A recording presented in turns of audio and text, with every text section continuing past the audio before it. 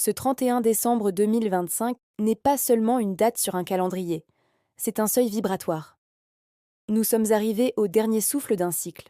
Dans l'Antiquité, ce moment appartenait à Janus, le dieu aux deux visages.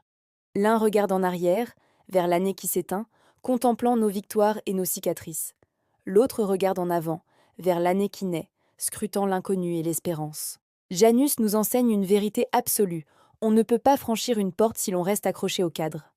Aujourd'hui, c'est aussi un mercredi, jour de Mercure, le messager des dieux, le guide des âmes dans les passages. L'alignement est ça qui est parfait. La communication entre ton passé et ton futur est ouverte. C'est le moment de l'inventaire final. Avant de découvrir comment le temps lui-même maîtrise cet équilibre entre fin et début, prends un instant pour ancrer cette intention. Écris le mot passage en commentaire. En le faisant, tu signifies à ton inconscient que tu es prêt à unir ta force et tes émotions pour 2026. Tu acceptes de fermer une porte pour en ouvrir une autre. C'est fait? Alors continuons. L'histoire et la spiritualité se rejoignent aujourd'hui autour de Saint-Sylvestre. Ce n'est pas un hasard si nous célébrons ce pape au dernier jour de l'année. Sylvestre a été le pont entre deux mondes. Il est le premier pape à avoir vécu la paix de l'Église après des siècles de persécutions sanglantes, sous l'empereur Constantin. Il symbolise la fin de l'ère des martyrs et le début de l'ère de la construction. Sa vie est une métaphore pour toi ce soir. Ce 31 décembre marque la fin de tes propres persécutions intérieures, tes doutes, tes peurs, tes échecs de 2025, pour laisser place à une ère de construction pour 2026. Comme Sylvestre, tu dois accepter que le temps de la souffrance est révolu pour bâtir du solide. Regardons ce que les nombres nous disent. Nous sommes le 31. En numérologie, 3 plus 1 égale 4. Le 4 est le nombre de la structure, des fondations, du carré.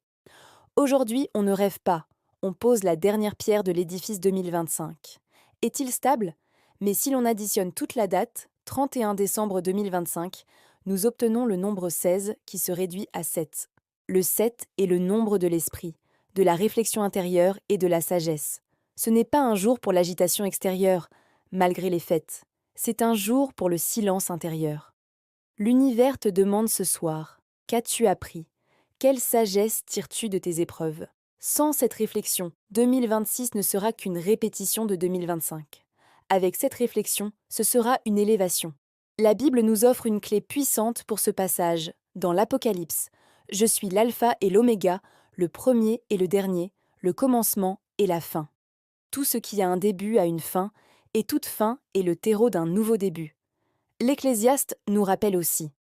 Il y a un temps pour tout, un temps pour toute chose sous les cieux, un temps pour déchirer et un temps pour coudre. Ce soir est le temps pour coudre les déchirures de l'année passée. Pardonne-toi tes erreurs. Remercie tes échecs, car ils t'ont enseigné ce qui ne fonctionnait pas. Ne traîne pas de vieilles valises dans une maison neuve. Alors, ce soir, avant que les 12 coups de minuit ne résonnent, fais ce petit rituel mental. Visualise Janus. Remercie son visage tourné vers le passé.